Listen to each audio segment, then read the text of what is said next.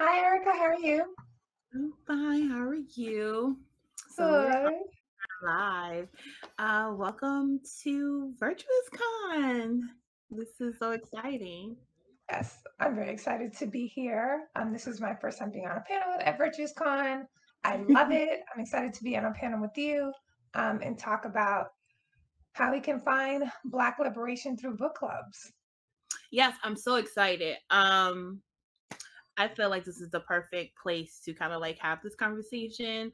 Because over the past, not just during the pandemic, but even previous to the pandemic, there has been like an uprise in a lot of Black book clubs, and whether it's gardening, science fiction, literary fiction, there has been a lot of liberation, Black liberation through book clubs, because essentially you're coming together as a community, sharing knowledge, whether it's fictional work or non-fictional work, is sharing knowledge, and you are building more of a community and looking forward through progress through literary works. Especially, this has been a great vehicle for Black authors within the past several years, because there wasn't that many online communities that Black authors could funnel not just their work, so people can get to know them, but just the idea of supporting Black books, because there's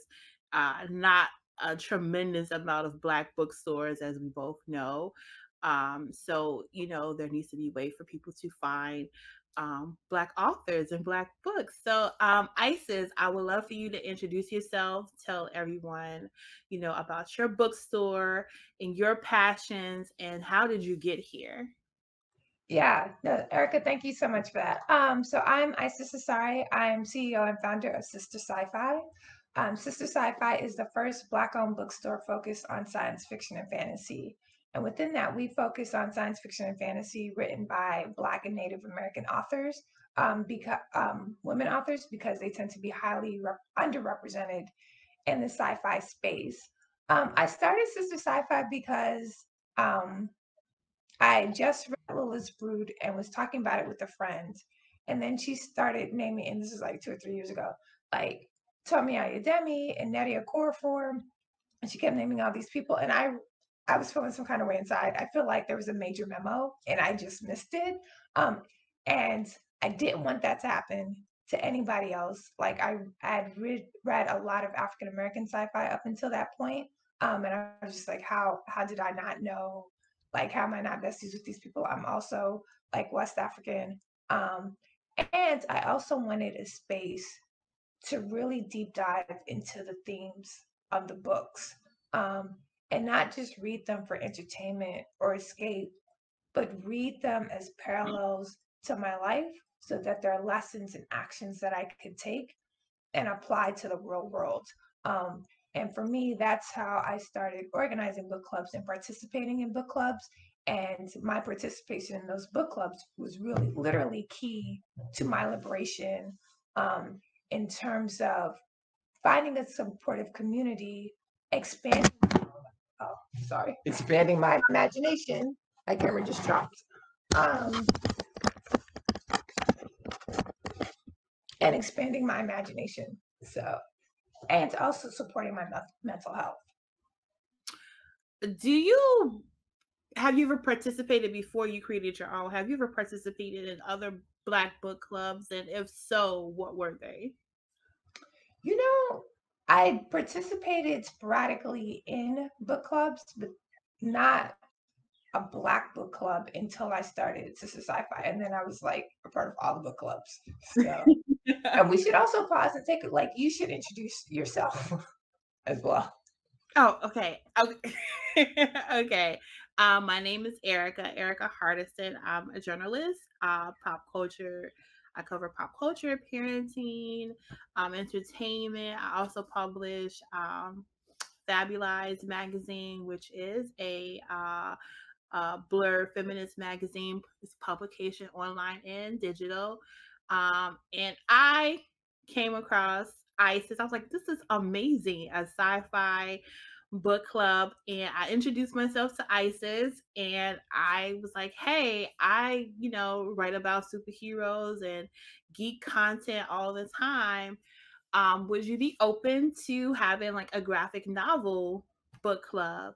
Because I know there's a lot of girls and just people in general that love comics, especially graphic novels, and they absolutely should read more graphic novels that center Black women and other women of color, and are especially that are written by Black women and other women of color, because in the comic industry, Black writers are already marginalized, but especially like Black women writers. And while there's not a lot of Black women writing comics, the ones that are writing comics, we definitely need to amplify their voices more.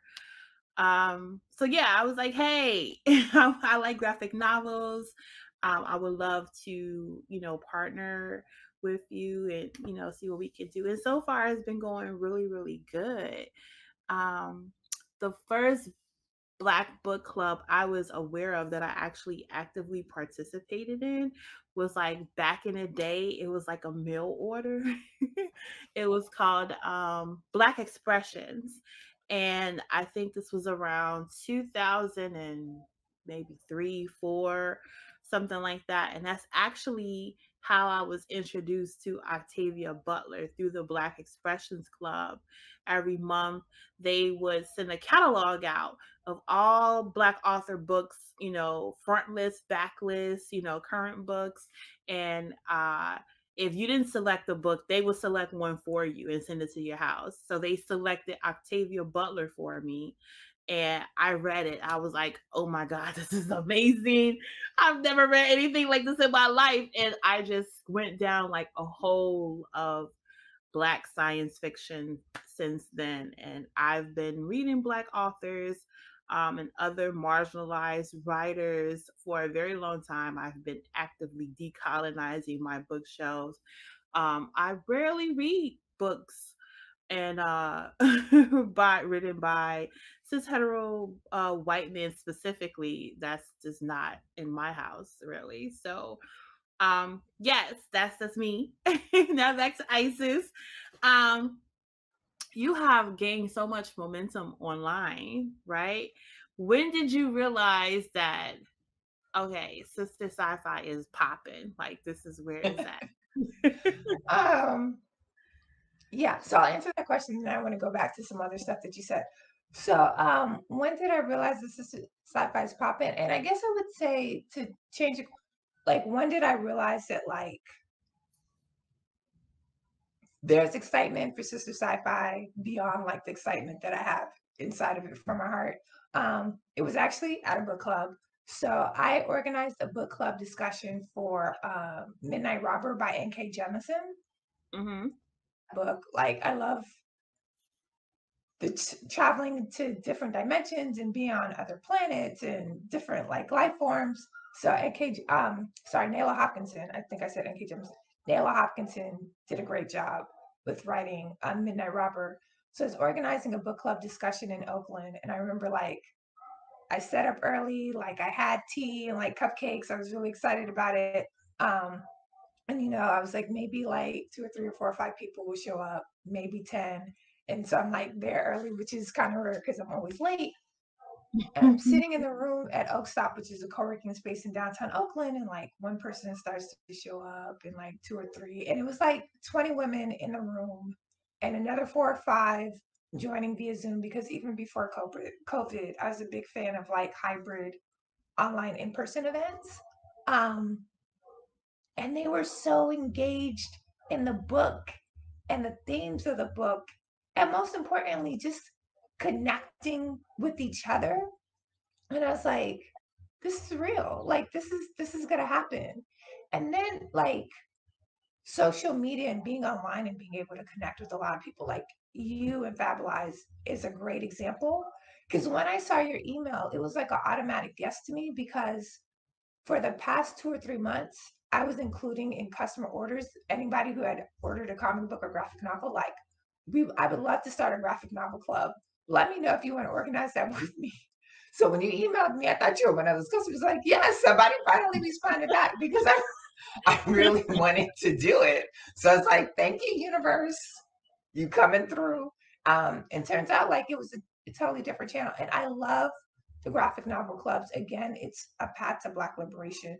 So we've discussed Nubia. We had a Q&A with LL McKinney, and talk about a book that breaks boundaries in terms of representation, that speaks to the Black experience.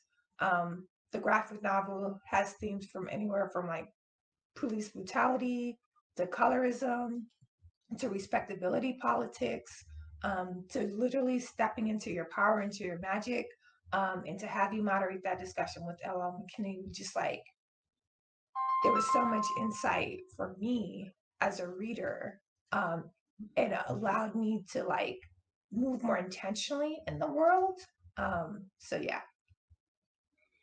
So Yeah, I think having like there's not a lot of like in general comics and graphic novel clubs because there are people who, you know, I've come across like when it comes to people who enjoy books, like the graphic novels they do participate in has to be of a certain quality, right?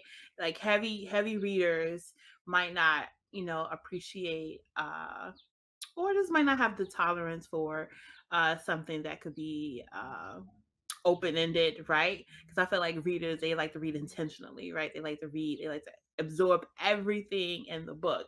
And with sometimes with comics and graphic novels, it's really about your perspective of the art and along with their say to give you the story. But not all comics are like that. We've kind of seen that. We've seen some, graphic novels that are text heavy, a little bit on the text heavy side.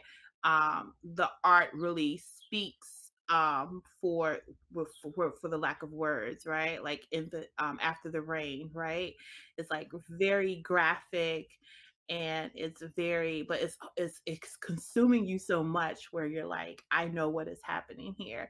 So I feel like we've been picking out, smart, engaging graphic novels and something to talk about that is giving readers, people who love to read, enough of material where they're like, okay, that wasn't too bad of a graphic novel. I feel, I feel my thirst is quenched of reading. I never want people to walk away and like, I gotta read this graphic novel, but that's not enough. I want to read something else after it. So that's kind of like where I am with graphic novels. But I love, there's a whole lot of bookstagrams and like the expansion of Black bookstagram itself. What do you think? Because you work with some Black bookstagrammers as well. So how do you pick a Black bookstagrammer to work with? Like, what do you look for? oh wow, I love that question. And I think when a Black bookstagrammer who's interested in Black fantasy, Afrofuturism, anything in that space, Black sci-fi, my default answer is like, yes, right? You want to like create a stage and a spotlight for these authors in this work, whatever I can do to support, right? The answer is yes. And so I love the Black bookstagram community. They're so engaged, and so knowledgeable, and they make like really dope and amazing content. So it's just like all the yeses. So it's been great. Like a couple that I work with, there's like Breeze Bookish, and I like the play on words. And just between being on top of everything that's coming out like the day of, I was like, how do you manage to stay on top of everything? In addition to like making great content and then also connecting to like her network of bookstagrammers. It's been great working with her. Black Girl in the Sticks, obviously a Black woman who lives out in the country. We've done a couple of buddy reads and made some videos around that. And so that's been great to like one-on-one and just kind of dive deeper in the themes of the book. So we did one on the Freedom Race, which comes out in July. So you get to hear her thoughts about that. And then we recently did one on Wild Seed, and both of those I'll be posting. So it's great.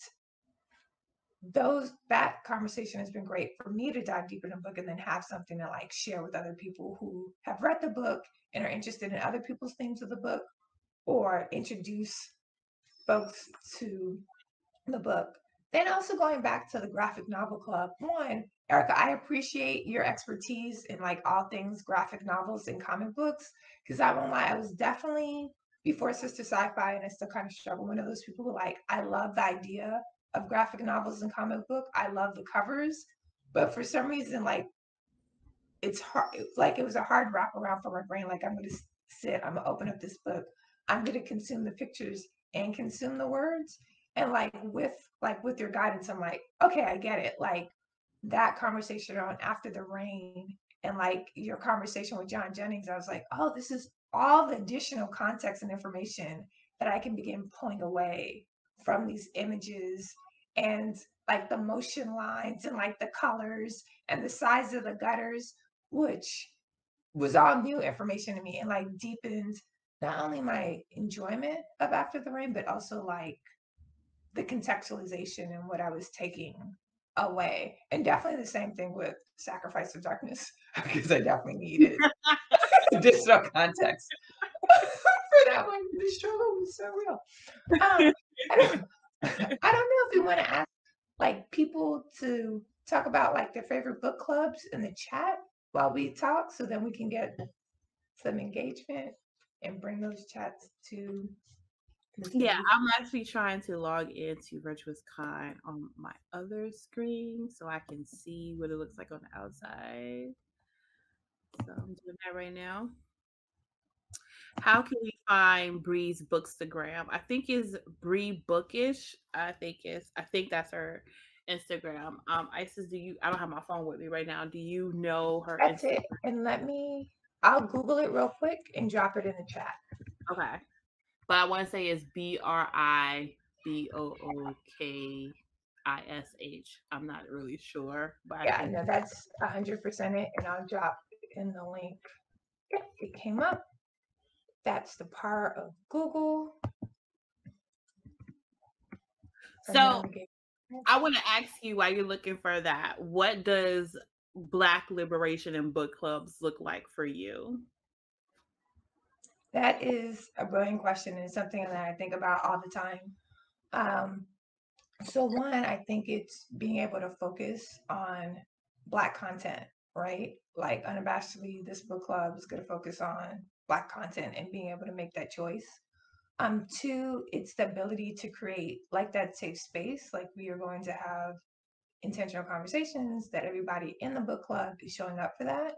Um, and it's also like the ability to center Black voices, right? And the conversation not being veered or pulled in some other direction. Either that making it Black only or like knowing like telling all the participants and all the participants agreeing like we are centering and prioritizing Black voices and the Black experience.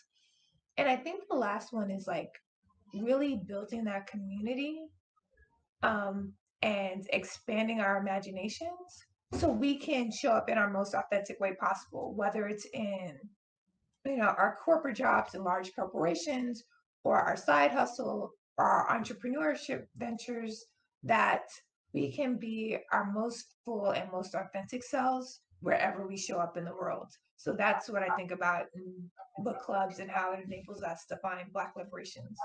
What about you, Erica? What do you think?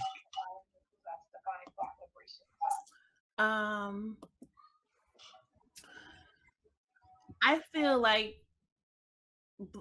book clubs, especially Black book clubs, is like I don't want to call it school, but it's definitely an environment for learning. I've learned so much about things I wasn't even looking to learn about through book clubs, right?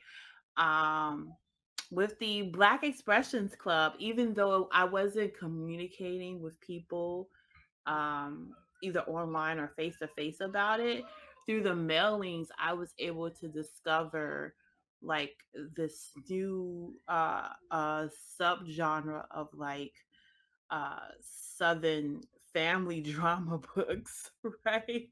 Like generational trauma family books, right? And I was able to discover the concept of Black spirituality, like conjuring and hoodoo culture through Black books, right? So all of these tales have made me want to like, did that actually happen? Where did they get that information from? Where did that come from? So it's always like I'm learning something that relates to, that diaspora storytelling that I appreciate. And that is a form of liberation, right? Once you are open to something and something is apparent that, hey, you can connect with this, like, no matter where we are in the diaspora, there is something that we each can connect to that is very relatable to us, no matter whether you're from uh, Africa, whether you're from the Caribbean or the South America. Like, we have something that we all could relate to, whether it's like eating rice and beans or whatever the case may be. We are all connected through some type of way. So that's liberation. That's liberating to me, that I can find some type of connection, something that's very familiar. Oh, we have a question. I'm gonna read the question to you. Uh, what are some helpful suggestions that you all can give to indie and hybrid authors, such as myself, to be able to really get into contact with you and share our books? That's a good question. For me, as a journalist, I review books all the time, like for Book Riot, Publisher Weekly, and different other websites, and even on Fabulize.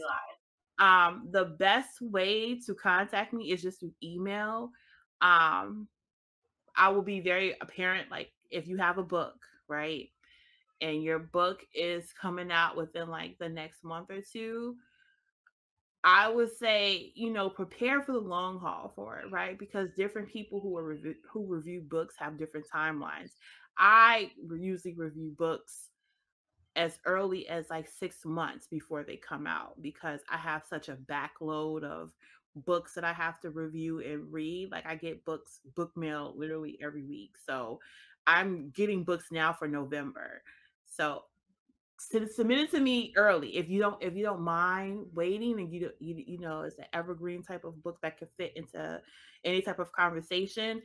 um Make your book a package deal for journalists. I don't know for like bookstagrammers, but for journalists, like send a copy, a digital copy of your book, along with like a press release and some images. Because even if myself or other journalists can't read your book, if they can get an idea of what your book is about, you might be able to be on a list, right? So if your book is about romance and someone is doing a book on, Black romances, they might not give you a review, but they can definitely pull information from like Goodreads or Amazon and be like, okay, this is a romance book. We're going to put it on here because this is something that the community has read, right? So that is a way to get your books on publication side.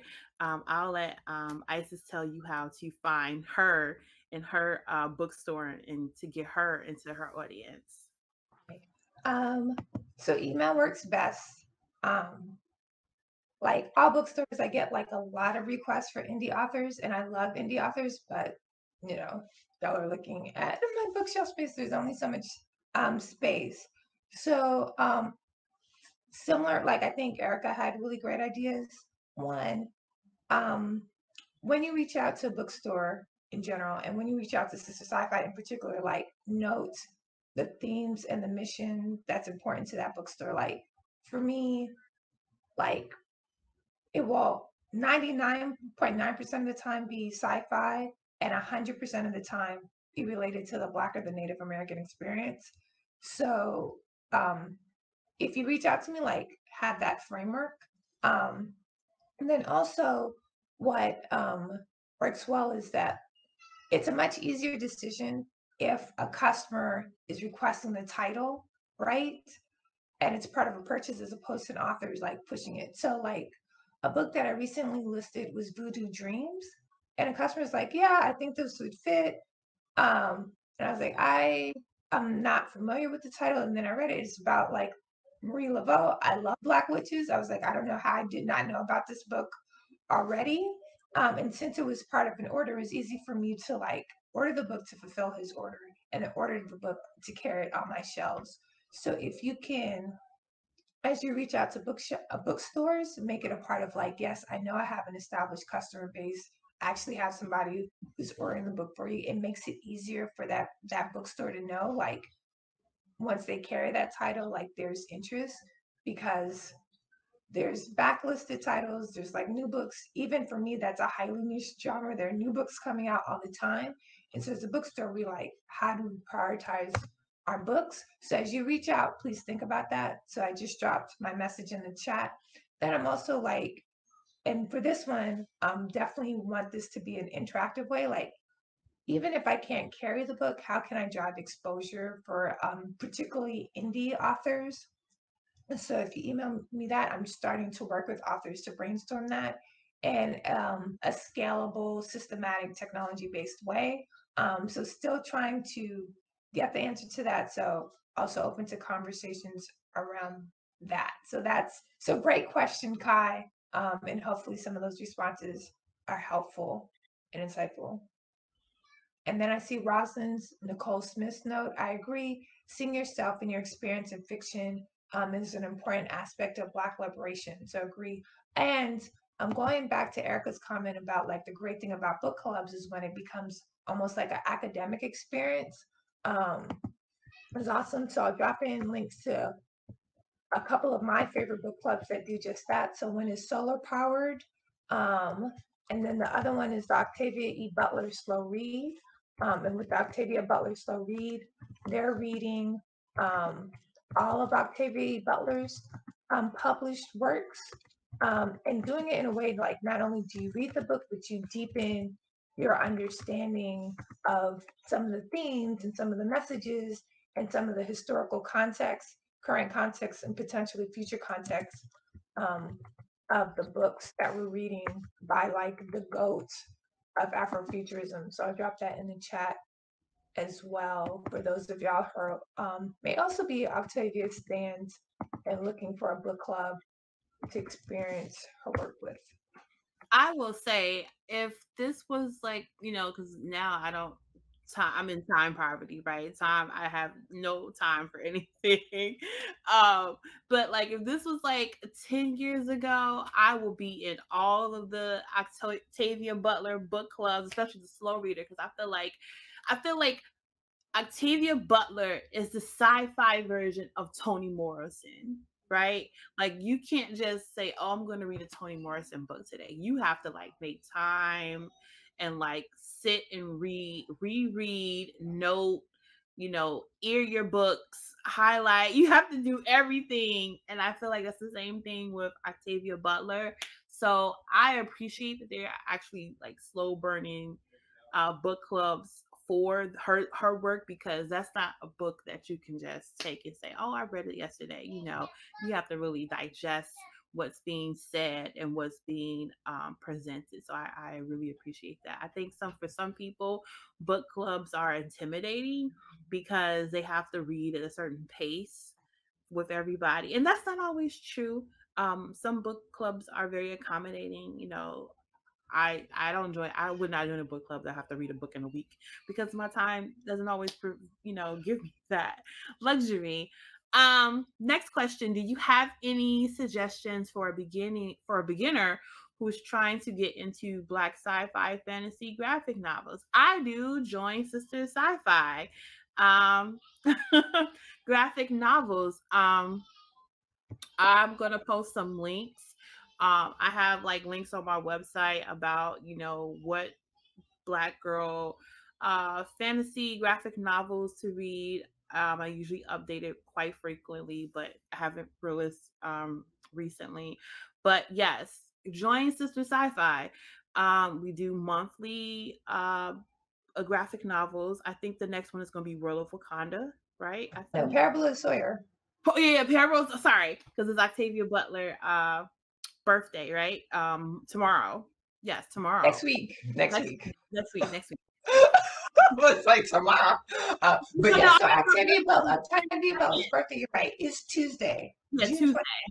Yeah, 22nd. so okay. Celebrate her birthday month. We're going to read Parable of Sawyer, the graphic novel, which was adapted by John Jennings. So John Jennings is like the king of like book adaptations and short story adaptations. So yeah, I mean, it'll be my first read of the graphic novel. So I'm excited to do it with the Sistahscifi graphic novel book club. And so yeah, I think also, would you recommend Nubia, like the comic book by L.M. Absolutely. McKinney for Yeah, somebody? absolutely. There are a ton of. I want to put another one on our radar. It's called Abbott. She is a journalist, and she's like a kick-ass journalist, and like she's that's on Image Comics. I want to bring that to the table. I was just telling Isis about the MLP comic with Prince. Um, it's not sci-fi-ish, but it's more. It has like tones of like cyberpunk-ish in it, I guess, with the colors and everything like that.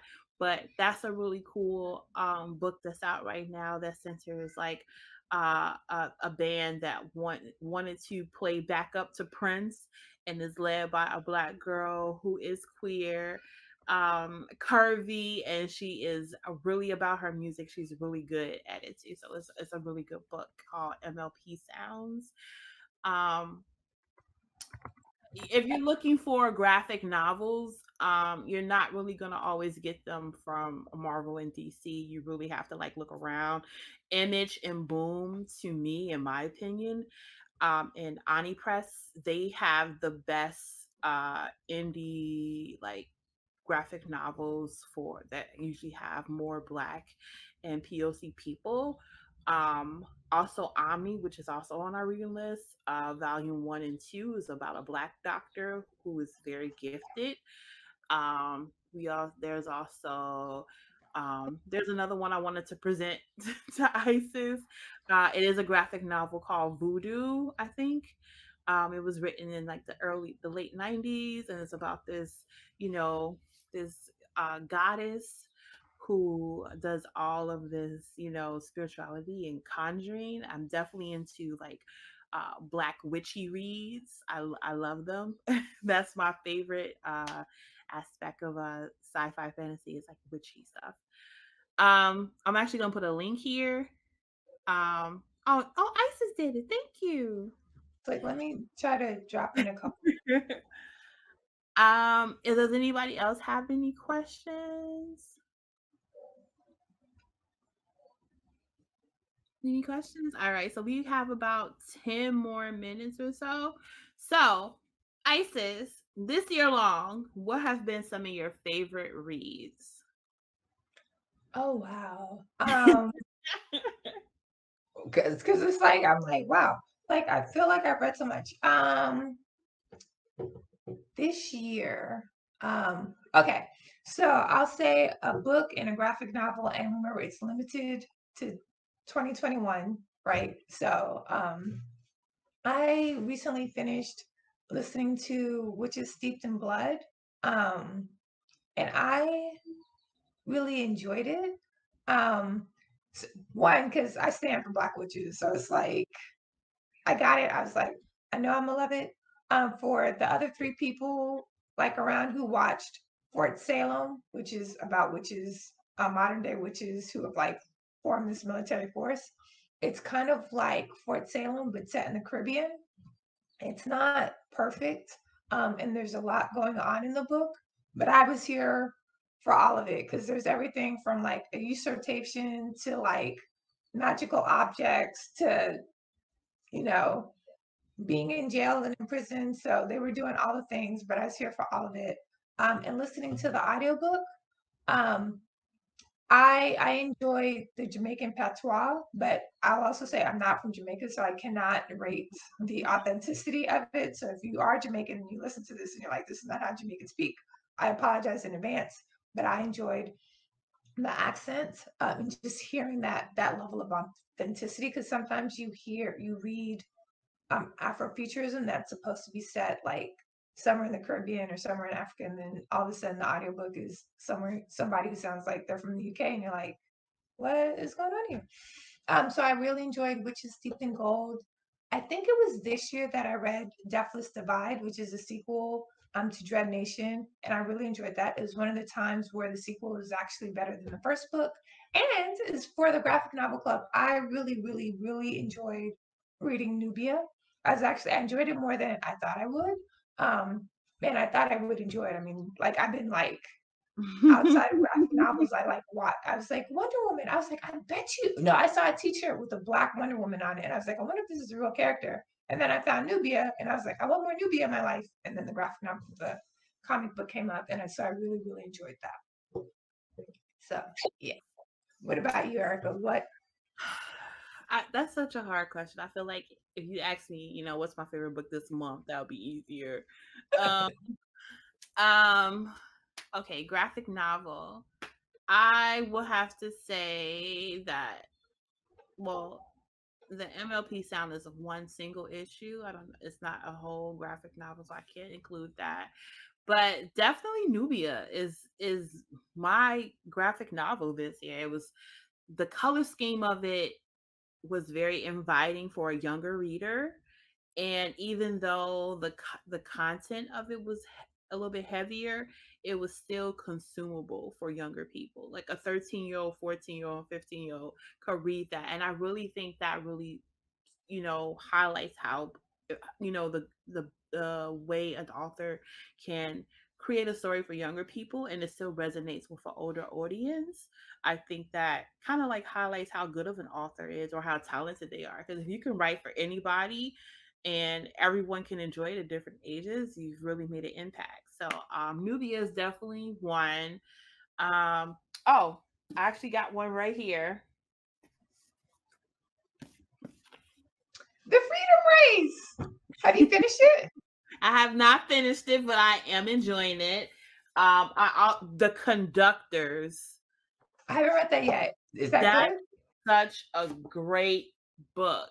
It's such a great book. The Conductors it's a historical fiction sci-fi fantasy book that pretty much, you know, illustrates people of the Underground Railroad as mythical in a way, where like those trains were actually magical and saving people lives, and is a really, really good story. I thought it was gonna be a little bit more triggering because I did read something really heavy at the beginning of the year. I read The Yellow Wife, and it was very, very heavy, but it was an amazing read. I randomly think about that book like random times of the week, like, man, that was a really good book, but it was very heavy and the detail of it.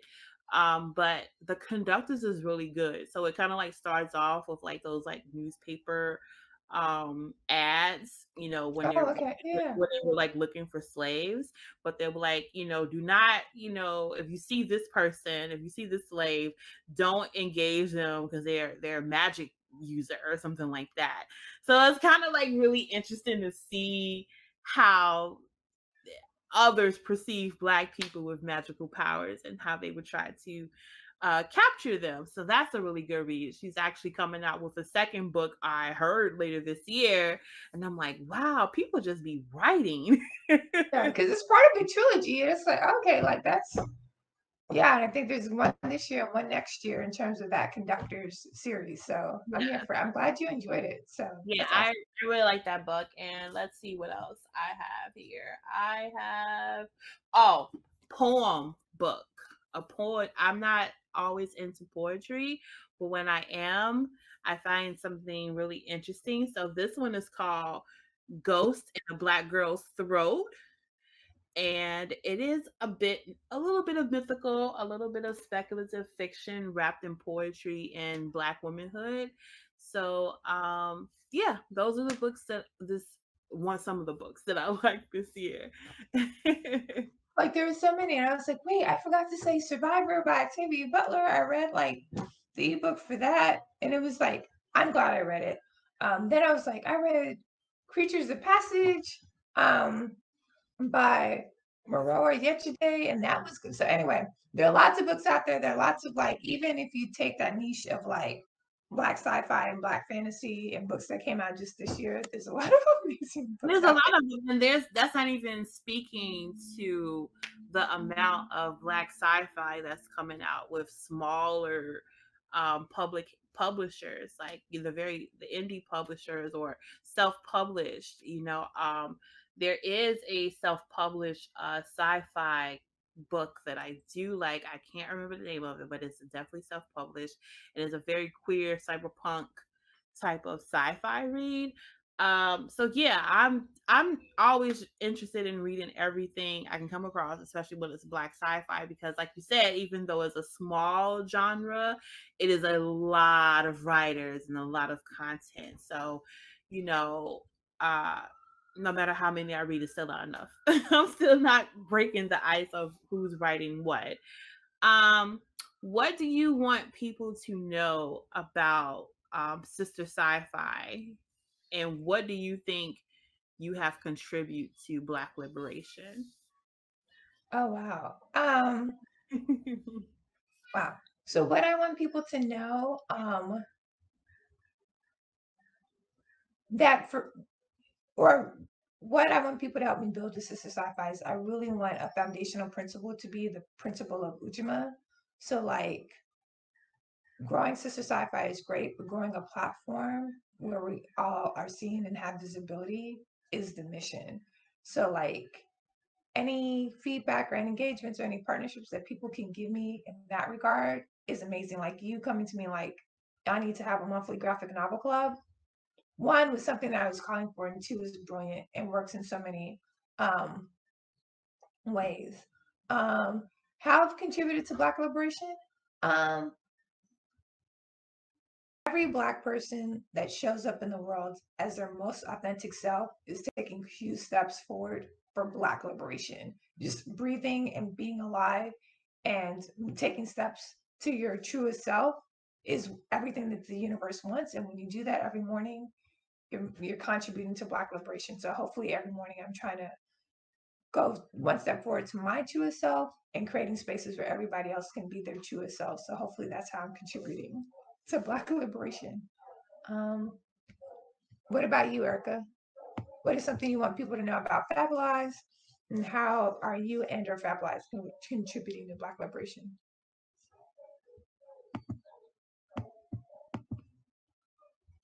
I think you're Liberation. on mute. Oh. Oh, there I am.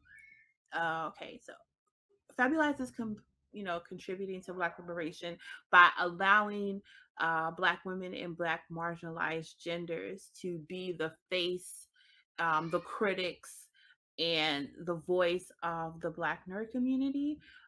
So by allowing the most marginalized within our community to have a say and to be validated in their opinions on pop culture is a form of liberation, right? We always hear things from cis people point of view. We always hear things from a heteronormative point of view. So yes, that is a form of liberation, and I hope we continue to do that. I'm letting everyone know that you can go to the main floor and support the other vendors after we wrap up. There's a lot of people here. There's a lot of cool people here. I'm so happy that we're in the Dwayne McDuffie room. This is so cool. This is like on par of the cool things that we like to do. Any last words that you have, Isis? No, this was awesome. Thank you so much for letting me be a part of this panel with you. Erica, like everything you invite me to is always like 3,000% dope. So Well, thank you for coming. I know you're super busy. Yeah, so I think that's all the questions.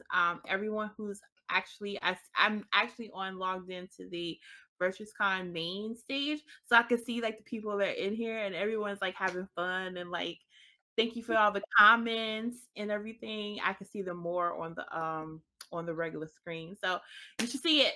So thank you all for spending time with us. Join the Sistahscifi book club. Visit me on fabulizebag.com and check out the other vendors and panels that are going to be here for Virtuous Con last day. I'm happy that you all are here.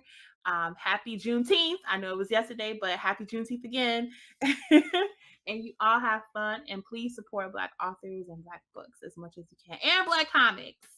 Yes, 100% agreed. Thank you. Enjoy your day, everybody. Ashe.